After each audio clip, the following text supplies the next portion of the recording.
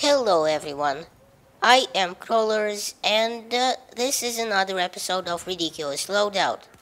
As you may have already known, this is a series I started way back when in the Battlefield 3 days, basically whoring myself out for cheap views, running a suggested loadout from one of you in the comments section.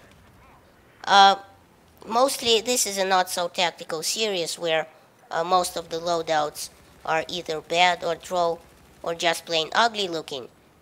Rarely I get a chance to try out a combination, a kit that I haven't thought of before and maybe have good results with it. Mostly not though.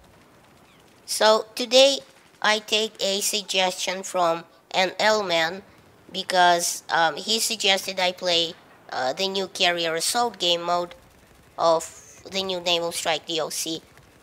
Carrier Assault, of course, being Battlefield 4 speak for Battlefield 2142 Titan mode. But I guess they couldn't really call it Titan mode with the Titanfall coming out also from EA. So, an L-man suggested the following goodies.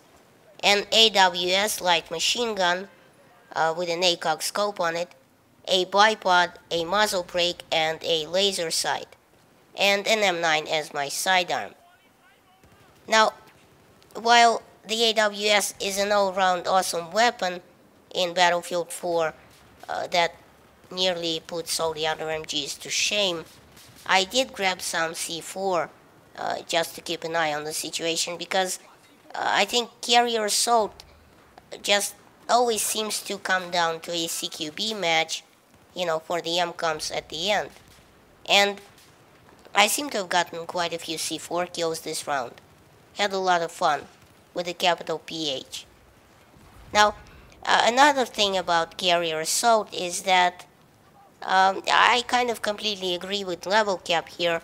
The final MCOMs that you have to sort of blow up to take the ship are a little stale.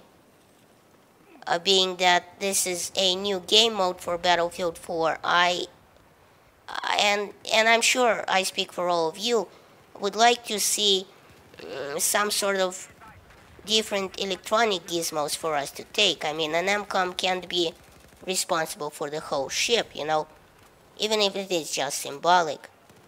Maybe overloading a reactor or some sort of a new approach would be nice. Just an empty hangar with an MCOM, not very inventive. But let's get back to the stats of this gun. As I said, the AWS is really probably the best LMG out there stat-wise, or definitely in the top 3. It deals a maximum damage of 25 at 8 meters, which drops off to 18 at 55 meters. Obviously, since it's a 556 caliber LMG, it doesn't do as much damage as a 762mm one, like the pitching egg, let's say. But what it lacks in damage, it makes up for in accuracy. It has a rate of fire of 780 rounds per minute, which is just short of first place and the M249 SAW, and a standard muzzle velocity of 580 meters a second, which is actually the second slowest muzzle velocity after the M60. It has a dual drum Beta C magazine, exactly like the one we had in Battlefield 3 on MG36, with a 100 round capacity. Incidentally, since the AWS isn't belt fed, at least in the Battlefield 4 version, it has a short and a long reload time, which is 3.5 and 4.85 seconds respectively. It has an upwards recoil of 0.3 and a left per shot recoil of 0.25 and a right per shot recoil of 0.3. And its first shot multiplier is surprisingly only 1. And while the muzzle brake buffs the upwards recoil by 25%, it also adds 30% to the per shot spread increase, which obviously happens before you start using the bipod. Basically, if you can find a quiet spot and set the bipod down, the AWS becomes a laser. It takes on a huge buff to just about everything. You get such bonuses as 90% less upwards recoil, 75% less horizontal recoil, and 85% less first shot recoil multiplier, among other things. It's just a very, very good weapon attachment for any LMG.